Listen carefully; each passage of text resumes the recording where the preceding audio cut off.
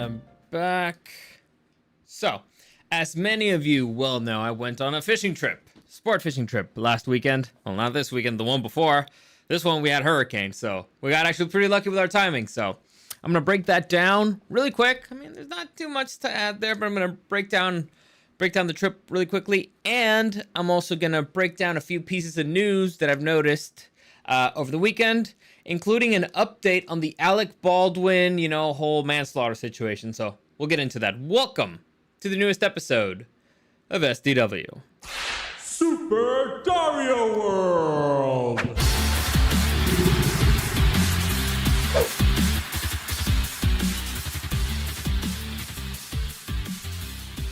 Alright, I feel like my audio is really low.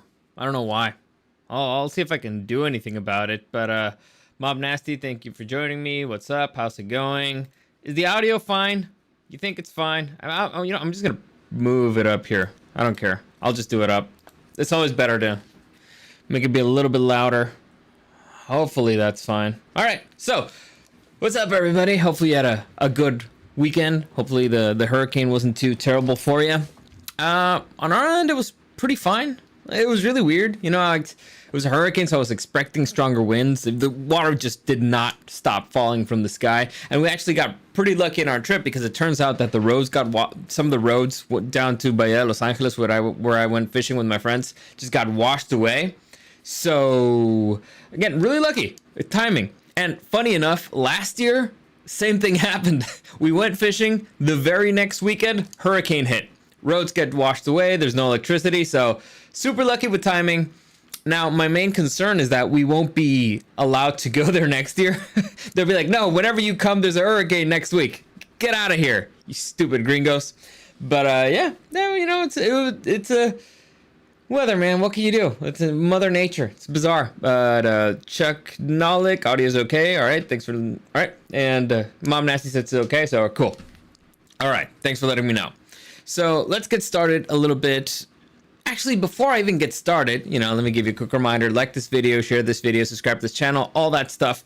And I have an update. I have a quick update. For as those of you who some of you may not know, I got a new job. And so that's going to throw my whole schedule out of whack. So as I anticipated, this week's going to be tough because they have me working at 9. Because it's training, so I have to start at 9.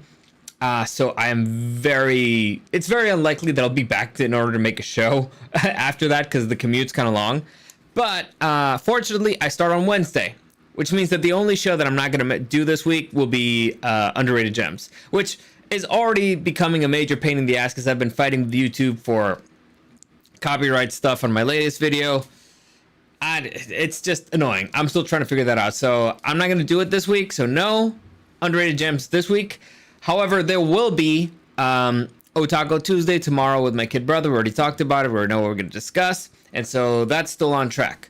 Also, a little piece of news. And I decided to do this just for fun.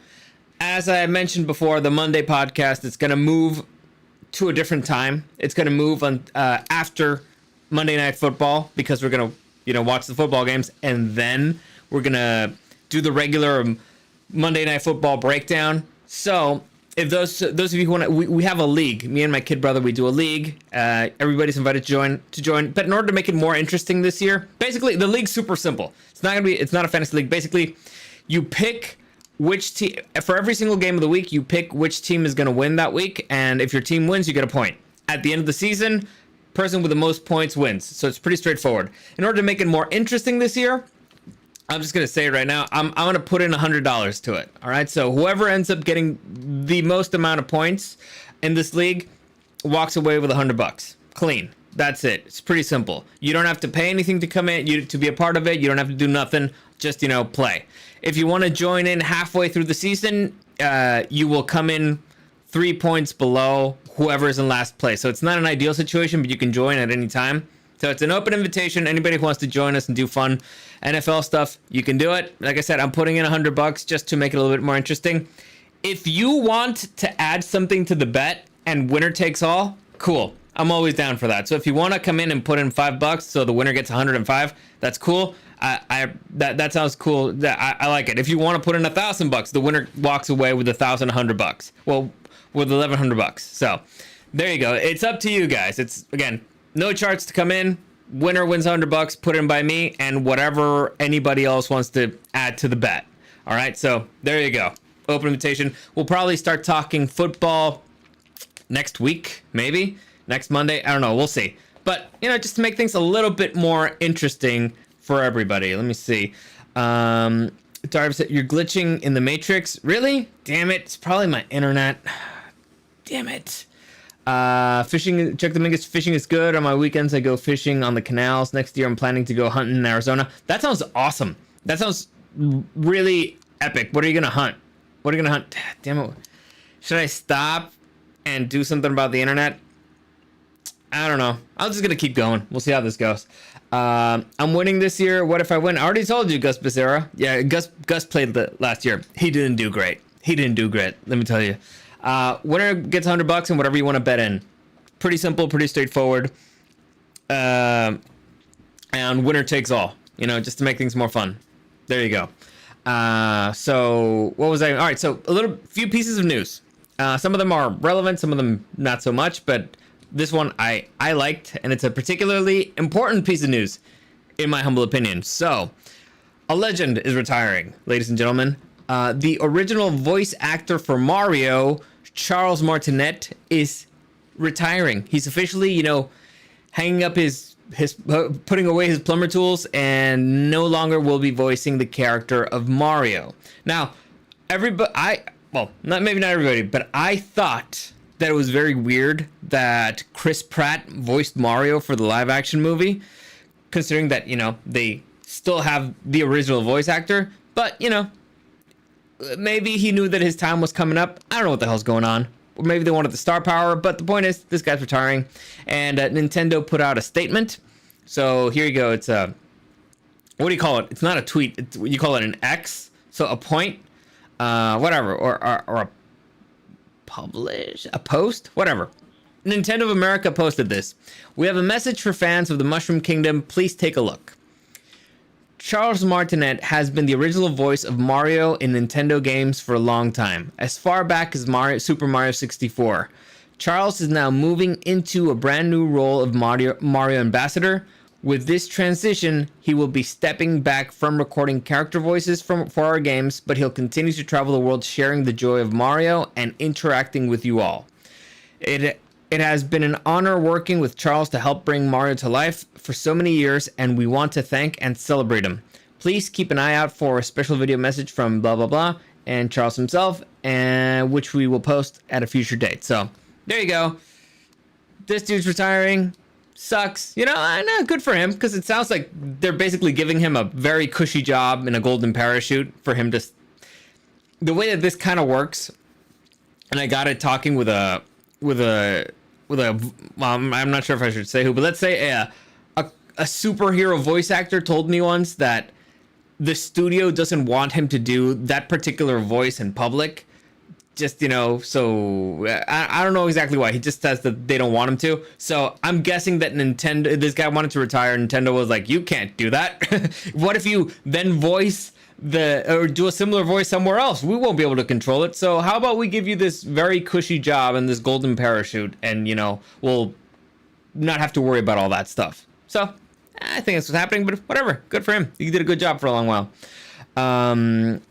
Audio's 100% though. Cool. Thank you. Check the Mingus elk. Cool. All right. That's a lot of meat. That's awesome. I hope you have a lot of fun. Arizona is great, man. You'll get lost though. Yeah, I love Arizona. I love camping in Arizona. So hunting down there sounds awesome. Just be ready for bears. Next little piece of news. Blue Beetle knocks down Barbie as the top movie in the box office this weekend. Now, it made like about 30 million or something. So it's not like the greatest blockbuster ever. But, you know, it knocked down Barbie, which was #1 for a few weeks. Could this finally mean that the DCCU is getting its act together? I don't know. In fact, you know what? I don't know, and I'm tired of asking that question because I always end up looking like an idiot. You know, I always get excited. I always think like maybe this is the chance. Maybe they'll turn the corner, and it just never happens. Never materializes. Materializes. Jesus Christ. Clearly, I'm sleep deprived. But it's just one of those things where you're like, you know what? Good for you guys. James Gunn, I was worried there with what you're doing with the DCCU. I mean, the score for this movie is a 6.8 in IMDb, which is an okay. It's not good. It's not great, but it's okay. Let's compare it. So IMDb has it at 6.8 out of 10. Let's just compare it to, I don't know, let's say the original Iron Man. Let me see, IMDb. So the 2008 Iron Man is at 7.9. So it's a whole point lower than Iron Man. So we'll see. We'll see how it goes. You know, good for Cholo. I like the kid. He did a good job in Cobra Kai. I wish him success. We'll see where this movie goes. Gus Becerra is asking, Mark Hamill. No, it wasn't Mark Hamill. You think I would describe Mark Hamill as a voice actor? I would not. I would not describe. I mean, he is, but I would not describe him that way. I would have alluded something that lets you know that it's a voice actor who may or may not be a part of the of Star Wars. You know.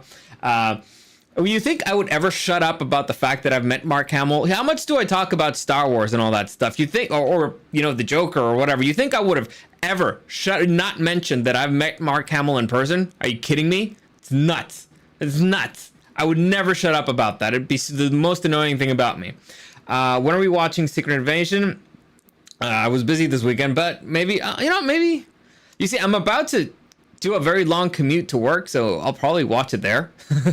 Just, you know, so I'll do something. So I'm kind of killing time while watching it because I'm pretty sure that I'm not gonna miss anything. I'm pretty sure.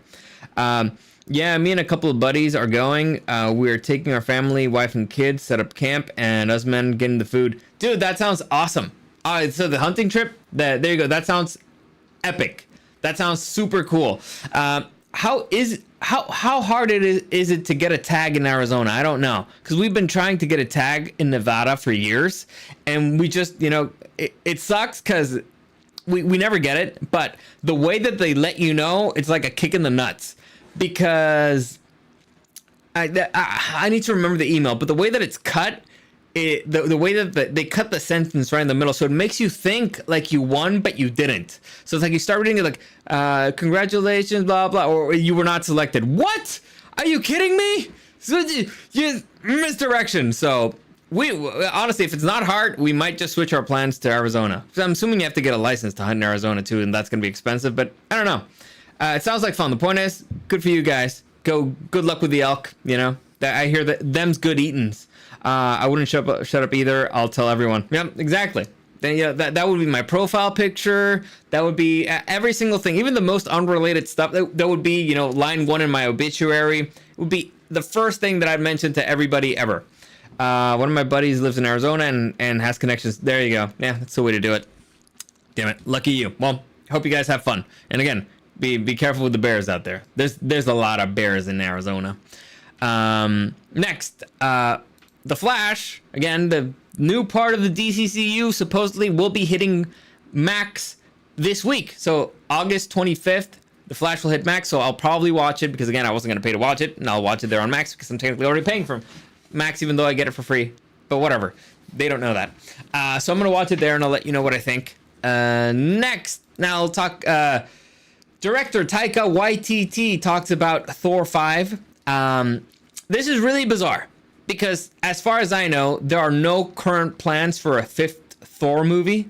That's as far as I know. So this is what.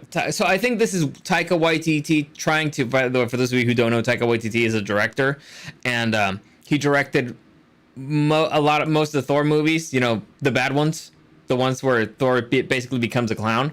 And so, dude's a funny guy. He was a bad fit for Thor, in my humble opinion. But whatever. He only ruined one of the most important characters that they have left. So whatever. He's not confirmed to be the director. It's not confirmed that there's going to be a 5th movie, but he's kind of trying to pitch it to see, you know, you're testing out the waters, testing out Disney. There's a freaking, there's a writer's strike. There's an actor's strike. So I'm guessing he sees an opportunity there, you know, to maybe tease out like, hey, I'm a director and I'm also a writer, so and we've worked together before, so maybe, you know, you'd better pick up the phone, or maybe you should give me a call. But whatever. Chuck Dominguez, one of my buddies okay, and I already read that. Let's continue. So Taika Waititi says this: "What is left for Thor to do? It's going to be something that feels like it's carrying on with the evolution of the character. What evolution of the character? What evolution of the character? You've done nothing with. In fact, you've regressed Thor. What? Okay, whatever. Carrying on with the evolution of the character, but still in a very fun way, and still giving him things to come up against that feel like they're building on the obstacles that he has to overcome. I don't think we can have a villain that's weaker than Hela. I feel like we need to step up from there and add a villain that's somehow more formidable." All right, so he wants to have a villain that's more formidable than the villain that he wasn't able to beat in Thor Ragnarok. You know, it's a meme. It's like, I can't, but he can. So he couldn't beat Hela, and now you're going to put him against a villain who's even stronger than Hela. All right, listen, I'm just going to go ahead and say it. I'm not excited about this whatsoever. I'm not excited about a fifth Thor movie, especially if Taika Waititi is doing it. They need to get rid of that guy ASAP. Like, save Thor. Save Thor from Taika Waititi. Jesus Christ. Finally, on the final piece of news before I get to my fishing stuff, Alec Baldwin, there's an update on the Alec Baldwin situation. Now, for those of you who don't know, Alec Baldwin shot a lady on set. So, shot and killed a lady on set. Now, where was it on purpose? Was it an accident? Doesn't really matter at this point. I already gave you my opinion. And, you know, for really quickly, my opinion here, I think the dude should go to jail. Because even at the very least, you know, maybe as an actor, maybe it wasn't his fault, but as a producer, definitely, because he hired the people, he put them in unsafe working conditions, he ignored warnings of safety stuff. So as a producer, I think he should at least go to jail. But considering that he's a producer and he's the guy who shot the lady, he definitely should go to jail. Anyway, quick update. So on April, prosecutors, special prosecutors, or whatever you want to call them, said that they weren't going to press any charges. However, I'll just read you the thing. Prosecutors dismiss Alec Baldwin charge citing new evidence. So back in April, they said that they weren't going to charge him. You know what? I'll just read you the thing. Why am I even coming up with stuff? Friday's court filing echoed early statements from prosecutors that new facts have revealed that demand for further investigation and forensics analysis. An involuntary manslaughter charge against stupid. Special prosecutors Carrie Morrissey and Jason Lewis filed the notice to dismiss the only remaining criminal allegation against Baldwin in a state district court in Santa Fe. Prosecutors say that the investigation of the shooting that killed Helena Hutchins and injured director Joel Sosa is ongoing. On Thursday, after Baldwin's attorneys announced the decision, the special prosecutor said, this is the important part, the decision does not absolve Mr. Baldwin of criminal culpability and charges may be filed. So again, they said that basically more information comes up, we'll charge him. Well, new information has come up, and if the prosecutors continue with what they said in that particular sentence, they should charge him, because new information has come out in the trial, well, leading up to the trial of the gunsmith and, well, of the movie armorer, Helena Gutierrez Reed, who's being charged with manslaughter and other stuff. Well, they said that according to forensic evidence, there is nothing that indicates that the revolver shot itself. So meaning that somebody had to pull the trigger in order for the gun to fire off. The person holding the gun was Alec Baldwin, meaning that Alec Baldwin had to have pulled the trigger in order to have shot Helena Hutchins. I believe that's her name. I believe it's this lady right here. So, if the prosecutor is planning on doing what they said before, the charges should be coming up for Alec Baldwin pretty soon, based on the forensic evidence that the gun could not have fired itself. All right, so we'll see how that goes. Again, very quickly, for me, why I think he should be charged, and it's based off the testimony, well, the written statement of the continuity person. So for those of you who don't know, continuity is on set is the person who's in charge of making sure that if you have a scar here, the scar looks the same on every single shot. The makeup person gets the thing correctly. If an actor was holding a cup on his right hand, they have to make sure that they're always holding the cup on the right hand. So they keep track of absolutely every single thing that's going to be in the shot. So according to her, the next few shots that were going to be done after the lunch break, you know, because what happened was the gun was ready, then they broke for lunch. Nobody was actually looking after the gun, I guess, and then they went back to the set. So after lunch, they were going to do a few shots of the guy's shirt, of the holster, and of something else. So it was 3 shots. None of them required the gun to be aimed at the camera or anywhere near the camera. So it gets a little bit shady when what you're going to do does not require you to aim the gun at a person, and then you ended up not only pointing the gun at the person, you ended up pulling the trigger and ended up killing them. So again, I think you need more investigating. That's all I'm saying. But whatever. Let me see. Love and Thunder sucks. I agree.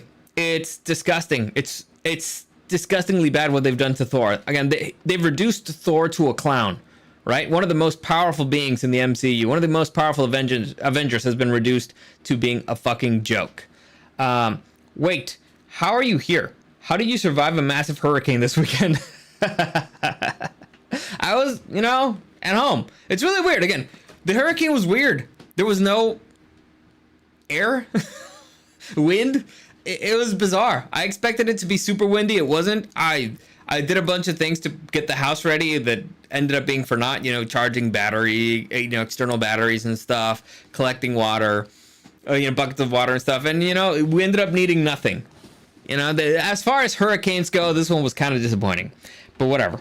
Now, that's it. That's the update on the Alec Baldwin thing. If charges do end up getting filed or whatever, I will update you on that situation. But honestly, it looks like he might be getting away with it. So, you know, justice. Yay. Whatever. All right. So, Bahia, Los Angeles. So, for those of you who've never gone to Bahia, Los Angeles, I'll just put this full screen real quick for you. It's down in Baja, California. It's on the Sea of Cortez. It's about an 8-9 hour drive from TJ. So you go, you know, if you're in El Centro, California, and just go head south down that coast, and you'll end up getting there in a few hours. So it's 8-9 hour drive. It's a drive. It's a drive. But it's, you know, it's nice if you like dirt and water. There's a point where there's a place called the Valley of Giants, where there's just a bunch of giant cacti.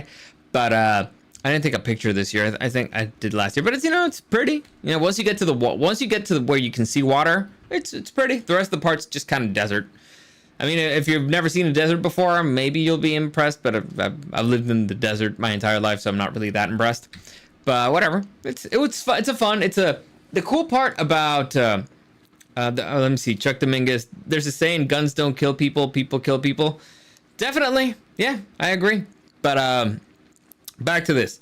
It's fun to be stuck in a car for 8-9 hours with a person, because you kind of just have to fill the time, and you got to keep the driver awake, and you start talking about the most random stuff. This year, the biggest topic of conversation was, you know, AI, because, you know, I have friends who work in very different industries, and so the way that it's affected their industries, the way that it's made things better, the way it's made things worse, the way that the industries that think that they're going to go the way of the dodo based on what they've been working on. It's pretty interesting stuff. Like it was a pretty cool conversation. And as always, I ended up being more concerned about AI than I was before, but also optimistic in the way that it could be used.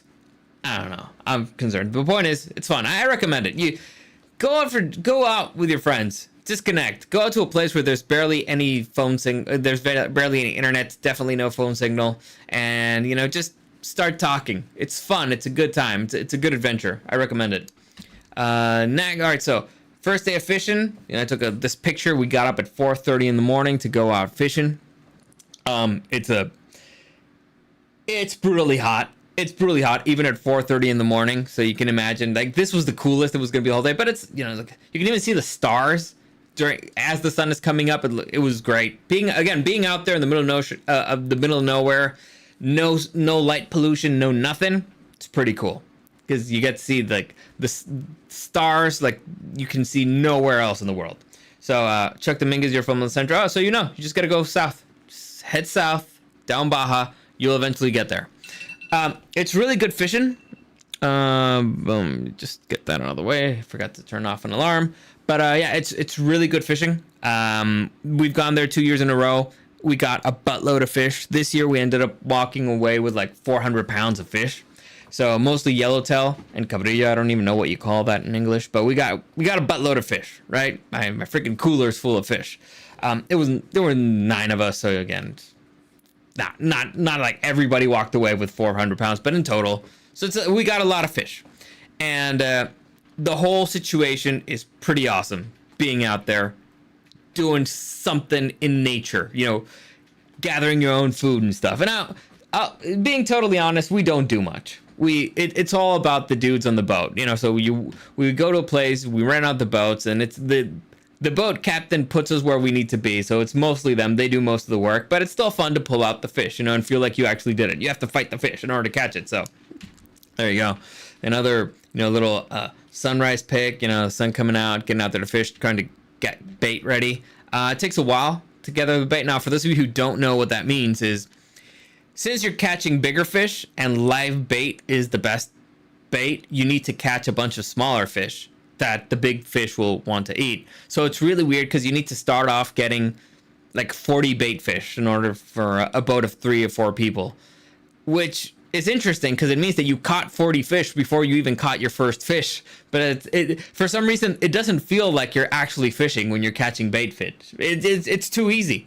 And so you're like, it's what's called, it's a sabiki. Is that what it's called? It's basically like a hook that's got like 5 smaller hooks spread around. So you just drop it in the water and you pull out like 5 fish. So you're like, these don't even fight. It's like cheating. I don't even feel like I'm actually fishing yet, but whatever. Still fun. Dude, good thing you missed the hurricane down there. It's actually real down there. I was in one a few years back in Bahia, no joke. Yeah, no, we got super lucky in the timing. And as I mentioned earlier before, I guess you weren't here yet, so I'll tell you. So I'll tell again real quickly. Last year, we went. 1 week later, there was a hurricane. This year, we went. 1 week later, there was a hurricane. So we're just, like the harbingers of doom over there. They're not going to allow us to rent anymore. They're going to be like, no, you guys get the hell out of here. You think we're going to, you come here, you take our fish, and you bring a hurricane? Screw you guys. And we're not allowing you back down here. But yeah, roads washed off. I hear they weren't without any electricity. So imagine you have all these fish. Like imagine 400 pounds of fish and you got nowhere to put them because, the freezer ain't working because there's no electricity. And there's no ice anywhere because, again, there's no electricity. And I'm sure they have a generator or something. But still, not an ideal situation at all. Especially when you can't get out.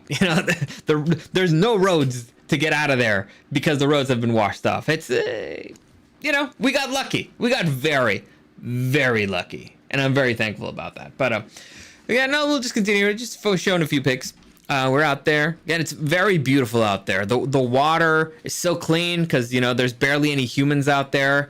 It's bizarre. It's a bay that's Bahia means bay, but it's locked in. It's really weird. It's truly a odd place to be because if they put you in the middle of there and they turn around, you won't know which way is back. You'll be lost. Even though you can see land. Anywhere you look, you'll see land, but you won't be able to make out exactly where you came from. It's bizarre, but fun. And again, very beautiful. The water is very beautiful. We got to see the whale shark again. This is like a quick video of it. It went onto there. It was really interesting. The second day was pretty cool. The first day was kind of a mess. I'll just play this one on repeat. So while I talk about this, let me just put it replay. Is this the replay? All right, anyway, so it's on loop. So the first day kind of was a bit of a mess. Not because we weren't catching fish. We were catching fish. It was fine. But a buddy of mine, there was 3 of us on a boat, and one of my buddies, he got seasick in the middle of it. Now, at first, I didn't want to eat anything or have any beers in the boat because, you never know how your stomach's going to take being in the ocean. And as far as I've heard, some people have been fine 1 year, fine another, and not fine the other. So it just, one day it hits you. All of a sudden, it's like you get seasick. I've never gotten seasick in my life. In fact, I'm pretty comfortable out at sea. I think I have relatively good sea legs. I feel like my ancestors were fishermen, and it feels nice to be out there again. You know, just feeling all the the ocean breeze and all that stuff. I'm at home out there, but my buddy wasn't, and he started feeling sick right at about the same point that I was eating my breakfast burrito. And so at that point I was like, I'm not hungry anymore because I'm fine, you know, with the motion of the ocean and all that stuff. But if somebody's throwing up next to me, that kind of does make me a little queasy. It's like, I don't want this anymore. So the first day kind of sucked because I didn't want to eat anymore after that, but I was starving and I didn't really want to have a beer even though it was crazy hot, just because I don't know, it felt weird. So that sucked. Next day was pretty interesting. So let me see this real quick.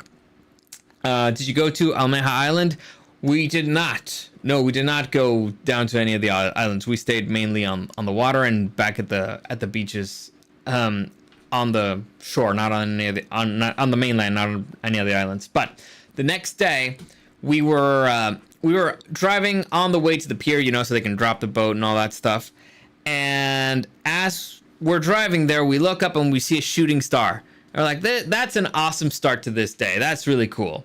And as soon as they put us in the water, we start moving around to find bait fish. Not even 5 minutes in the water, boom, we run into the whale shark.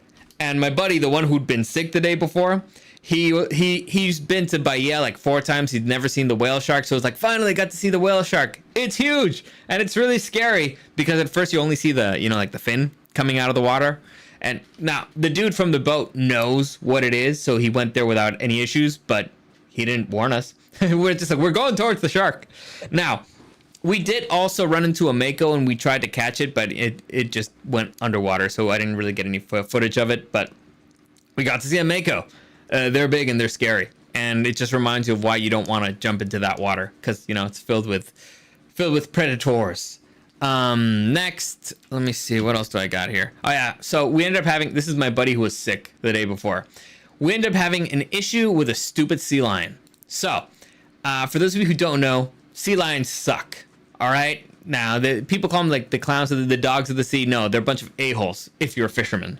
You know, you're out there fighting you're fighting a yellowtail, and then all of a sudden you feel like, you know, when you catch a fish, it's a fight. You know, most fish require certain amount of hard work to pull out of the water, even the smaller ones. So, because, you know, they don't want to die. However, if you're pulling a fish and you kind of figured out its strength level, and again, it's tiring. Imagine all of a sudden, like an overwhelming force just starts pulling at you. And that's the sea lion, you know, because you're fighting the fish, you know, the fish's strength level, and all of a sudden the Hulk comes there and pulls on the frickin' on the string, and it almost takes you, or you feel like you're going into the water, because again, it's a big animal and it's a really big, strong animal. And what ended up happening to my friend here is that it ripped off the body but left the head. So fortunately for him.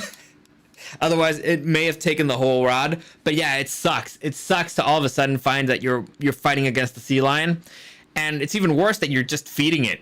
This a-hole. Let me see. I'm pretty sure I have a footage of the stupid sea lion. This one. That a-hole right here kept following us. It stole 4 yellowtails from us. 4. That son of a bitch. And he was just following us around, laughing like, haha, losers. And so I hate that guy. Anyway. Apparently the solution is you need to bring a slingshot or something. So she's like, get away from my boat. The problem is that it might get angry and, you know, charge the boat. So maybe it's not the best solution. The point is we were mad. We're like, stupid tax man. It just keeps taking our fish. Well, we're here fighting the fish just to feed that guy like a bunch of losers. Hate that guy. Anyway, next, we kept flying around, and here there's an island, and you see all these black spots? That's basically a bunch of sea lions. So this entire island covered in sea lions. So we're like, no wonder we're fighting sea lions left. But it's weird because you're only fighting one. We fought one the entire time. You'd think it'd be multiple, but no, we were just fighting one. But they're super nearby. I don't know why. I don't know why it's only one at a time that they do this, but whatever. Still, it's cool, you know, to cruise around and see them. Again, it's a pretty cool island. Again, filled with sea lions everywhere. Next, we went to a little beach, and this was a very weird day. You see, we're going relatively fast in this video. You know, we're not going slow. We're going relatively fast. We were going faster at one point. I may have a video of it. I'm pretty sure I don't, but whatever. Let me just check real quick. No, I think that's a video of the fastest of us going. But anyway, we're on the boat. We're going pretty fast. All of a sudden, going not the exact opposite direction, but kind of in diagonal, were a flock of pelicans. And it looked like at one point our paths were gonna like intersect, and they were flying low. And we were just looking at these pelicans, and we're like, they're gonna move, right? I mean, they're on a collision course. They're gonna get out of here, right? And so, I mean, we're on a boat, but still, we don't want to, you know, run over a bunch of pelicans. And they just kept coming at us and coming at us and coming at us until the point that we just smacked against the V. So most of them got out of the way. One kind of got dinged very lightly, and one just hit it hard. So we got attacked by a pelican while we were just cruising in the water for no freaking reason. That thing went flying. It flipped in the air, landed in the water, got up like all confused, and then just started flying in an opposite direction. It was super bizarre, extremely bizarre. But all right, you know, it happens. Nature, man, you can't control it. But made for a funny story, and we were talking to our boat captain. I was like, dude, is that normal? He's like, that's not freaking normal. Are you kidding me? A bird running into you in the middle of the ocean? That's not normal at all. We're like, all right, cool. We got lucky. So we got to see something. It's not my boat. What do I care? And I'm not the pelican that ran into it. So whatever. So like I said, we got a bunch of fish. These are my buddies. This is Max, Felipe. We got a few weird ones, but mostly yellowtail. I guess the majority of the meat that we brought back is yellowtail. Yellowtail is great. Made a bunch of sashimi. I make some sushi with it, you know, some nigiri. It's great. I actually learned to make sushi just so that I could eat that fish, because we're coming into the year anniversary. It's like, we still have a buttload of fish, so we need to do something with it, and you know, started finding ways of eating it. And yellowtail is better eaten raw, and it's also fresh. So there you go. Then the final day, we just went to a little beach and hung out. This is like La Gringa. It's like a touristy beach. It's full with rocks. I don't like it that much, but whatever. The previous one, the one that we were going to on the boat, like this little beach right here. Let me just move it. That one filled with clams. Just filled with clams. We walked out of there with like 100 clams. We ended up making like a big feast that night. It's really cool. And then you can just take it. They're free. And finally, you know, took a few pictures, you know, out there on the water, sitting cool. These are a few of my friends. And so overall, that was the trip, you know, getting some good, eating some fish, getting really sunburned, getting really pissed off at those stupid sunglasses. But I gotta tell you, it's an interesting experience being out there again, thinking about it, because I've watched a little bit of Yellowstone. And in Yellowstone, I just remember this very particular scene. There's like an older ranch guy, and he's dealing with this younger city dude who he's forcing him to do labor there, you know, because it's part of his punishment or whatever. I guess that's the easiest way to explain it. But the guy is basically like in pain, you know, the city dude's in pain, the young dude. And the old rancher guy is like, it hurts, doesn't it? Like, what? Becoming a man.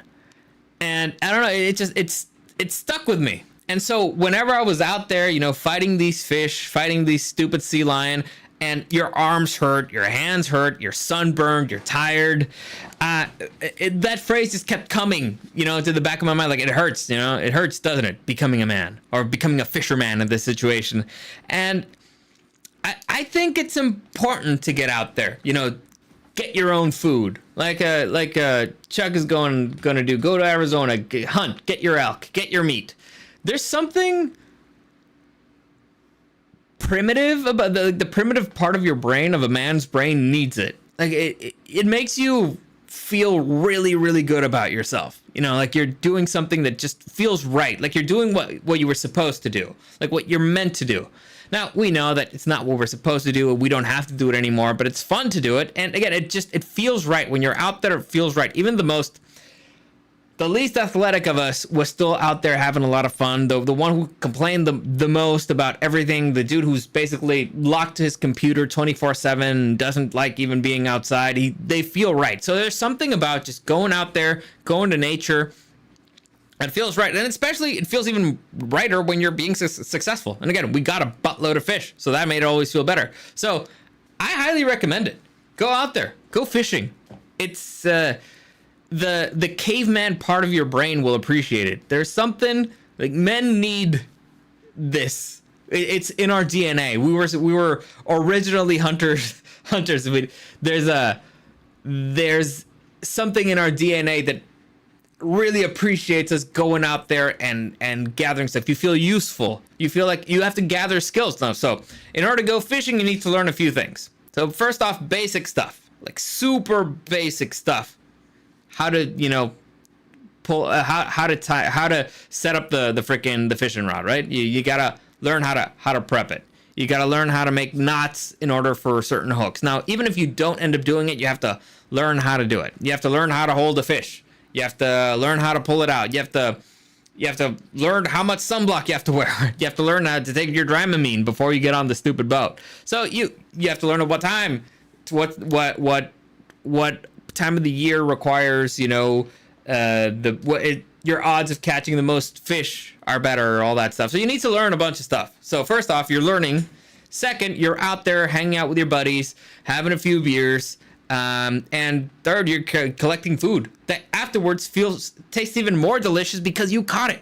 So I recommend it. Go out there. And well, let me see. I would have made that seal line into a slipper. That sea line. I'm not sure if you can. And I don't know if you saw this, but it had all its buddies out there. So it's not a fight that I would get into. Also, I really hate being near sea lions because, you know, sea lions attract orcas. And I love orcas. All right, they're great. Killer whales. I think they're pretty cool. Just not when they're near me. All right, I'll go to, or maybe it's SeaWorld, you know, where it's safe. Out there in the wild, I'm not going to anywhere near an orca. And that's the conversation that we actually had with our captain. He's like, oh, sometimes, you know, there's orcas here and blah, blah. And actually, it was really cool. He said that they put trackers on him and that there's a point where they disappear, you know, in the armpit of Baja, they disappear. Like, for those of you who've never seen a map of Mexico, Baja is basically, it's a big peninsula and it looks kind of like an arm. So imagine the whales swim all the way up the armpit and then all of a sudden they disappear and they appear once again in California. So they suspect that there's a bunch of underground tunnels under Baja and under California, which is, you know, fun to think about. You know, the whale tunnels, the underwater tunnels of Baja and all that stuff. But still, it meant that there could be orcas around there. And so we told the guy, like, hey, listen, if the orcas are here, are there orcas here? He's like, sometimes. And like, but I don't go near them. Like, good. We don't want to go near them. Like, not even a little bit. Because even they could accidentally kill you. And we don't want that. Now, you remember how I told you that there was a freaking mako nearby? So imagine even if the orca just, you know, accidentally flips the freaking boat. We're still dealing, and now we're not in their food chain, so we will probably not get eaten by the orcas. Probably. We still have to deal with makos and stuff, which we don't. So we made that pretty clear. We see orcas, keep us at a safe distance. Just don't go in their direction, because apparently other captains were like, oh, we'll get closer. Maybe you could even touch him. No, I'm good. I don't need to touch it. But whatever. Orcas help the cartel smuggle through the tunnels. You know what? That's a movie. That's actually a fun plot for like a Narcos movie. That's great. That's phenomenal. I like that. I'm gonna steal it somehow. I don't know, but I'm taking it. But anyway, that was it. It's fishing in Baja. Highly recommend it. Good. It feels out there. Go out, coming back, becoming a fisherman, gathering your own food. And now we're already set. We're gonna go next year. Hopefully, we won't bring a hurricane this time, because, you know, one one's all right. Second's a coincidence. The third one, then it starts looking suspicious. So, you know, it's we don't want these small town people to come out with pitchforks the next time that we get there. But all right, there you go. As always, like I said, there will be a podcast tomorrow, live, supposedly, with my kid brother, unless something, dramatic changes. Otaku Tuesday. On Wednesday, there won't be any podcast. Again, I'm training for a new job. And so the schedule's going to suck for a little bit until they allow me to set my own schedule, which, it was kind of part of the deal. And then I'll take it from there. We'll see how it goes. I might have to switch it to 6. I might not. But hopefully everything stays fine. As I mentioned, if you want to be part of the NFL League, send me a message or send a comment in this video or whatever so I can include you. Like I said, I'm going to put in $100 for a prize, and whatever you guys want to put in. You don't have to, but I just do it because it makes things more fun. And it motivates me to make sure that Eric doesn't win any money. Like now, Eric cannot win. He cannot win. Not only because I want to slap him again, but just so he doesn't get my money. But that's it. Summer is literally hurricane season. Yeah, I know. But still, it's weird when it happens like exactly the week after we went. I'm in 100%. Gus Becerra, cool. I think David should be in as well. I don't know. David, you can just message me. But yeah, as always, like this video, share this video, subscribe to this channel. It helps me out. I really appreciate it. And as always, thanks for listening, and I'll see you again next time.